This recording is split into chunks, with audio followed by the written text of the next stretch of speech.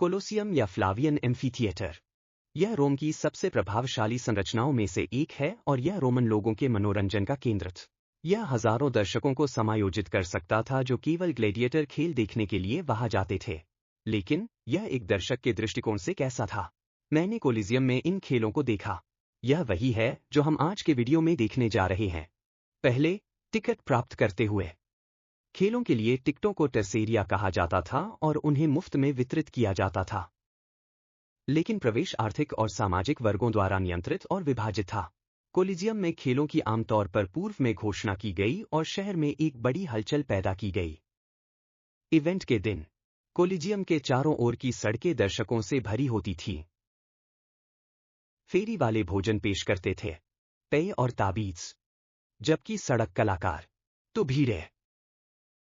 खेल विशेष दिनों में आयोजित किए जाते थे, अक्सर धार्मिक त्योहारों और सार्वजनिक छुट्टियों के दौरान, और प्रदर्शन दिन या यहां तक कि सप्ताहों तक चल सकते थे। सम्राट तीतुस, उदाहरण के लिए, कोलोजियम के उद्घाटन का जश्न 100 दिनों तक लगातार खेलों के साथ मनाया गया। इन खेलों का कैलेंडर त्योहारों के चक्र के अनुसार योजनाबद्ध था। रोमन कवि जुवेनिल का रोमांच, जो अपनी उपहास के लिए जाना जाता था, रोमन नागरिकों के उत्साह का उल्लेख करती है। रोटी और सर्कस, उसने लिखा, काफी पहले, कि जनसमूह केवल सर्कस और रोज के खाने के अलावा और अपनी चिंताएं नहीं रखता था। नागरिक विभिन्न भागों से कोलिजियम में पहुंचे। उनमें से कई अपने टेसेरिया को अपने सामाजिक स्थिति के प्रतीक के रूप में देते थे। अम्फीथिएटर के करीब आने पर उन्हें विशेष प्रवेश द्वारों की ओर निर्देशित किया गया था। ये नंबर वाले और चिन्हित दरवाजे दर्शकों को जल्दी से मार्गदर्शित करने में मदद करते थे। उनकी संबंधित अनुभागों, कोई भ्रम नहीं, क्योंकि कोलिजियम के 80 मुख्य द्वार सटीक रूप से क्रमांकित थे। दर्शकों के प्रवाह को सुविधाजनक बनाते थे, जाम से बचते हुए और यह सुनिश्चित करते हुए कि सभी ने जल्दी से अपनी सीटें पा लीं। दूसरा, मेहराब पर बैठा हुआ। कोलोजियम में सीटें व्यक्ति की सामाजिक स्थिति के अनुसार भिन्न थीं। उच्च श्रेणी के लोग, जैसे कि सीनेटर और अधिकारी, उनके पास एरेना के निचले स्तरों में विशेष स्थान थे। ये स्थान पोडियम कहलाते थे और घटनाओं का सबसे अच्छा दृश्य प्रदान करते थे, और इन बैठकों को संगमरमर और अन्य शानदार सजावट के साथ सजाया गया था। तीतुस लिवियस अपनी ऐतिहासिक क्रॉनिकल में इसे बताते हुए कि सीनेटर किस प्रकार सम्मानित स्थान पर बैठे होते थे, खेलों का दृश्य देखते हुए, विशिष्ट पोडियम के ऊपर प्राइमो या ऊपरी पहली पंक्ति होती थी जो सेकेस्टर वर्ग के लिए आरक्षित थी। हालांकि वे कार्य से निकट नहीं थे जैसे सीनेट सदस्य, फिर भी घुड़सवारों ने एक घटनाओं का उत्कृष्ट दृश्य। ग्रीबो ने मध्यवर्ती सीटें ग्रहण की। दूसरी पंक्ति या सेकंड मैनियानो के नाम से जाना जाता था। ये सीटें दो भागों में विभाजित थीं। लड़के की निचली ओर, दूसरा, उच्च स्थानों पर बैठने वाले अधिक रईस ग्रीबो के लिए आरक्षित था, जबकि उच्चतम स्थान निम्न श्रेणी के नागरिकों के लिए निर्धारित था। टिकट में यह बताया गया था कि प्लीबियस को कहाँ बैठा चाहिए था। महिलाएं, गैर वेस्टल्स को छोड़कर, उन्हें अक्सर ऊंची और दूर की बैठकों में रखा जाता था। विदेशियों और निचली वर्गों के साथ मिलकर इन स्थानों को मध्यमतम या उच्च स्थान कहा जाता था और ये रंगभूमि के ऊपर के स्तरों पर होते थे। कोलोसियम, कम विशेषाधिकार वाला दृश्य प्रदान करना। शो और दास, जब तक वे कार्यक्रम में काम नहीं कर रहे थे, आमतौर पर खेलों को देखने की अनुमति नहीं थी। मुक्त गुलामों को कोलोजियम में जाने की अनुमति थी, लेकिन उनके स्थान भी ऊपरी स्तरों में थे।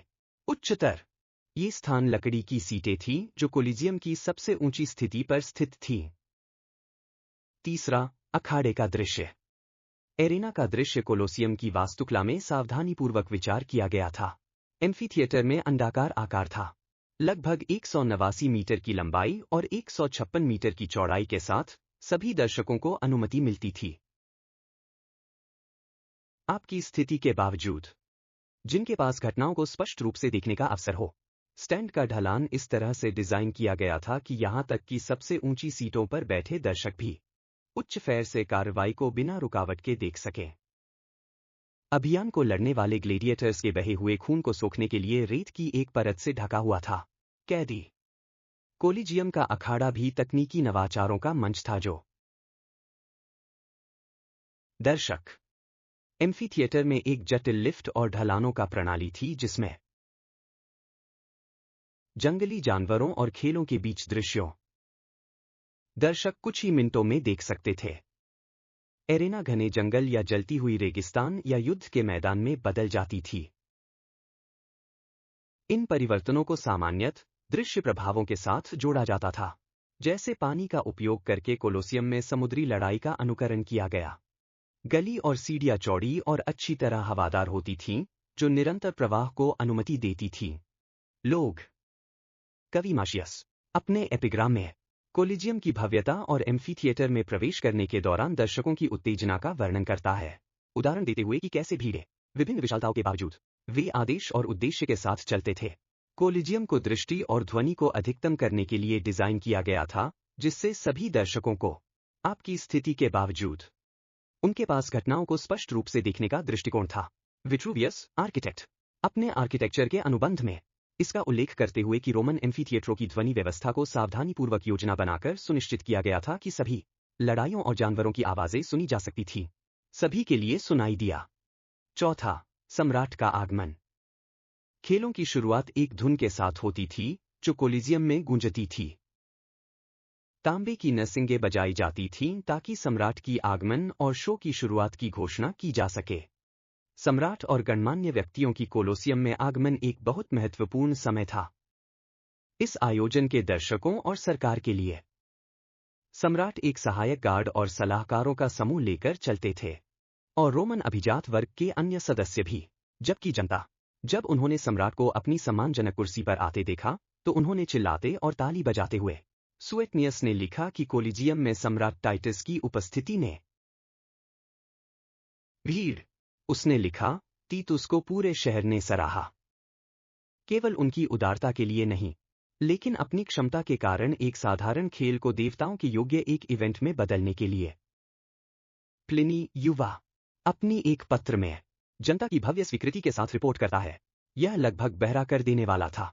उसने लिखा, ध्वनि ऐसी थी कि यह लगता था जैसे कोलोसियम की खुद की पत्थर जीवित हैं। रोमन जनता की चीखें गूंज रही थीं। ग्लेडिएटर्स के प्रवेश के लिए पांचवा खेल एक बड़े जलसे के साथ शुरू होते थे जिसे पंपा कहा जाता था, जहां ग्लेडिएटर्स जंगली जानवरों और युद्ध के कैदियों ने तुरही और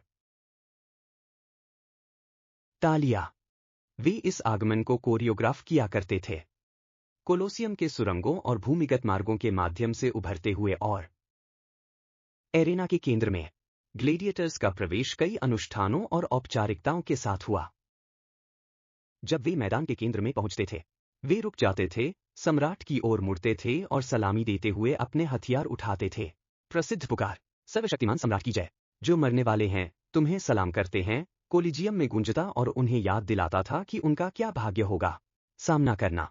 प्रारंभिक अभिवादन के बाद ग्लेडिएटर्स ने रंगभूमि में फैला दिया, अपने स्थान ग्रहण करते हैं। पहले लड़ाई की शुरुआत में कई ग्लैडिएटर तैयारी के छोटे अनुष्ठान करते थे, जो कि ईश्वर की प्रार्थनाओं से लेकर भाग्य के इशारों तक, जमीन को छूना या हथियारों को एक दूसरे पर मारना जैसे। इतिहासकार टैसीटस अपने एनल्स में वह उल्लेख करते हैं कि ये अनुष्ठान कैसे देखे जाते थे, सार्वजनिक की बड़ी रुचि द्वारा। उसने लिखा, लोग एक तंग चुप्पी में ग्लेडिएटर्स की हर हरकत देखता था, जैसे कि हर इशारा लड़ाई के परिणाम की पूर्वानुमान लगाने के लिए था। छठा मुकाबला। कोलिजियम में लड़ाइयां तनावपूर्ण और रणनीतिक रूप से शुरू होती थी। ग्लेडिएटर्स सतर्कता से चलते थे, विपरीतता का अध्ययन करते हुए और हमले के लिए सही समय की प्रतीक्षा कर रहे थे। ग्लेडिएटर्स को विभिन्न लड़ाई शैलियों में प्रशिक्षित किया जाता था। उदाहरण के लिए रेसिलियो मछली पकड़ने वाला सुसज्जित था, जाल और त्रिशूल के साथ और एक छोटी तलवार और बड़े ढाल के साथ। चालाकी के मुकाबले ताकत में। इतिहासकार प्लिनी पुराने अपनी प्राकृतिक इतिहास में वर्णन करते हैं कि कैसे अखाड़ा एक युद्ध के मैदान में बदल गया। उसने लिखा, हर वार, हर हरकत एक घातक नृत्य थी, जहां न केवल शक्ति ही लेकिन साथ ही चतुराई, पुरुषों का भाग्य तय किया गया।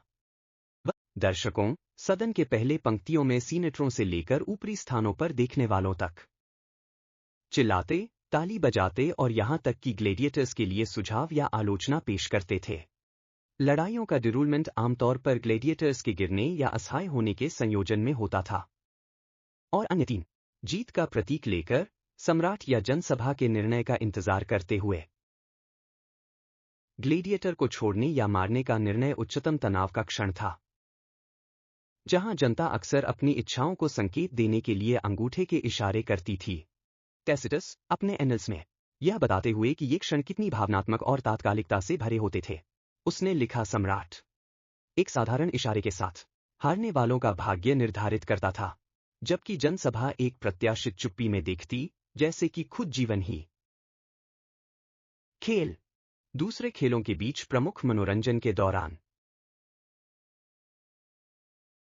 कोलिजियम में जंगली जानवरों का शिकार, जिन्हें राष्ट्रीय विन्ना के रूप में जाना जाता था। इन शिकारों ने विदेशी जीवों की प्रभावशाली विविधता प्रस्तुत की जो लाए गए थे रोमन साम्राज्य के सभी हिस्सों से, जैसे शेर, बाघ, हाथी, भालू, मगरमच्छ और यहां तक कि गैंडे। वेंटेडर्स या शिकारी अक्सर केवल भाले और जाल से सुसज्जित होते थे और इन पशुओं का सामना करते थे। जानलेवा मुकाबलों में दूसरा लोकप्रिय मनोरंजन खेलों के बीच में बौने लड़ाई और महिलाएं, जो ग्लेडिएटर्स के मुकाबलों के साथ एक विपरीत प्रदान करती थी। हालांकि महिलाओं को पारंपरिक रूप से लड़ाई के लिए प्रशिक्षित नहीं किया गया था, उनमें से कुछ अखाड़े में लड़ाइयों में भाग लेती थीं, अक्सर अन्य महिलाओं के साथ या यहां तक कि बौनों और जानवरों के खिलाफ लड़ाइयां दिखाकर। टैसिटस अपनी एनल्स में इन प्रदर्शनियों पर जनता की मिश्रित प्रतिक्रिया का वर्णन करता है। उसने लिखा, जबकि कुछ खुशी से महिलाओं को लड़ाई में देखकर आनंदित होते थे, अन्य लोग इसे रीति रिवाजों का विकृत रूप मानते थे, प्रकृति के नियमों का पलटा हुआ। कोलिजियम के खेल के बीच एक और काली तत्व सार्वजनिक निष्पादन थे। युद्ध कैदी अपराधियों को सजा दी जाती थी और यहां तक कि गुलामों को आमतौर पर। मनोरंजन। ये निष्क्रियताएं स्वयं लड़ाइयों के रूप में उतनी ही प्रभावशाली बनाने के लिए तैयार की गई थी। सजायाफ्ता लोगों को अक्सर जंगली जानवरों का सामना करने या में भाग लेने के लिए मजबूर किया जाता था। ग्रीक और रोमन मिथकों के पुनरावृत्तियां। उदाहरण के लिए, सुएटनियस ने वर्णित किया कि कैसे सम्राट टाइटस कुछ सबसे प्रसिद्ध समारोहों में से एक में प्रमुख प्रभाव को संतुष्ट करने के लिए सामूहिक निष्पादन आयोजित किया। उसने लिखा, अपराधियों को नंगा करने और उनके मिथकीय पात्रों के रूप में प्रस्तुत करने, अपनी भूमिकाओं को कड़वे अंत तक निभाने के लिए मजबूर, एक असंतृप्त भीड़ के आनंद के लिए। कुछ अंतराल के दौरान कोलिजियम को जलपात्र दृश्य के लिए रूपांतरित किया गया। नौसेना की लड़ाइयां या नाउमाकिए। आखिरी लड़ाई के बाद 8वां समापन। उस दिन का आयोजन कोलोसियम का एरेना। यह एक विनाश का दृश्य था। खेल समाप्त करने पर पहली कार्य थी अखाड़े की सफाई, एक प्रक्रिया जिसमें गुलामों और श्रमिकों की एक समर्पित टीम शामिल थी। ये श्रमिक अरेनेरी के रूप में जाना जाता था। वे रंगभूमि में प्रवेश करते थे जैसे ही मुकाबलों का अंत होता था, शांति के साथ सशस्त्र, बकेट और झाड़ू। वे कठिन कार्य शुरू करते थे। कठिन शरीर हिल गई और एरेना की सफाई के बाद रेत से खून साफ किया गया। लड़ाइयों के विजेता जो वे होते थे जो कौशल और साहस की परीक्षा में जीवित बचे थे, उन्हें सम्राट और उपस्थित अधिकारियों के पास आने के लिए आमंत्रित किया जाता था। विजेताओं का जोरदार ताली से स्वागत किया जाता था जो साहस और उनकी प्रतिभा। सम्राट कभी कभी उन्हें शब्दों और प्रशंसा के साथ और सम्मान के इशारों से भी सलाम करता था, या शायद केवल इशारा करते थे। ग्लैडिएटर के लिए सिर। इस सलामी के बाद विजेता पुरस्कार समारोह में ले जाए जाते थे, जहां उन्हें उनके पुरस्कार मिलते थे। खेल के प्रकार और घटना के महत्व के आधार पर पुरस्कारों में लॉरेल की माला से लेकर, जो परंपरागत विजय के प्रतीक थे, अधिक भव्य पुरस्कार जैसे पैसा, जमीन या यहां तक कि अगर ग्लैडिएटर जो दास थे उनकी स्वतंत्रता। इतिहासकार सुएटोनियस ने बताया कि सम्राटों द्वारा आयोजित किए गए बड़े त्योहारों के दौरान ऑगस्टस और टाइटस पुरस्कार निर्विवाद रूप से उदार हो सकते थे। उसने लिखा, टिटस उनकी उदारता में उसने कई विजेता ग्लेडिएटर्स को स्वतंत्रता दी, इसके अलावा सोने और भूमि की बड़ी राशि भी उनकी प्रदर्शन के लिए इनाम के रूप में। इनाम समारोह भी आयोजनों को आधिकारिक रूप से समाप्त करने के लिए देखा जाता था, जिसका संकेत था कि शो समाप्त हो गया था और प्रतिभागी और दर्शक जा सकते थे। कोलोसियम। कोलोसियम से बाहर निकलते हुए, कोलोसियम में 50,000 से लेकर 80,000 दर्शकों के बीच में समायोजित करने की क्षमता थी, इसलिए एक इतनी बड़ी भीड़ का बिखरना बड़ी जरूरत थी मेटिकुलस संगठन और सुनिश्चित प्रवाह के लिए सोची गई वास्तुकला। लोग 80 संख्यांकित प्रवेश ने दर्शकों को एम्फीथिएटर से आसानी से बाहर निकलने की अनुमति दी। तेज और कुशल। कोलोजियम को कुछ ही मिनटों में खाली कराने के लिए अनुमति देते हुए बिना क्या दंगे या भीड़ होती है। खेलों की समाप्ति भी एक बड़े व्यापारिक गतिविधि का क्षण था। व्यापारी जानते थे कि कोलोजियम में एक लंबे दिन के बाद दर्शक भूखे और प्यासे होते, जो अपनी संपत्ति को रोटी और चीज जैसी विशेषताओं पर खर्च करने के लिए तैयार थे। नशा और फल। जबकि कुछ रोमनों ने खेलों के बाद व्यापार में भाग लिया, अन्य ने खेलों के समाप्त होने का लाभ उठाया। दिन के आयोजन पर चर्चा करने के लिए तवेरन और सार्वजनिक स्नान में इन चर्चाओं अक्सर गर्मागर्मी हुई। ग्लेडिएटर्स के सबसे कुशल में घूमते रहते थे, या सम्राट के निर्णयों और निष्पादन की न्यायिता के बारे में। यह आम बात थी कि ये चर्चाएं शाम तक चलती थीं और ऐसे ही एक दिन का खेल देखना। कोलोजियम में ग्लेडिएटर्स। तो अगर आपको यह वीडियो पसंद आया, भूलना नहीं चाहिए अपने लाइक छोड़े और हमारे चैनल को सब्सक्राइब करें, क्योंकि यह बहुत मदद करता है और मैं यहां आपको देखने के लिए एक और वीडियो का सुझाव छोड़ दूंगा। तो फिर हम अगले वीडियो में मिलते हैं।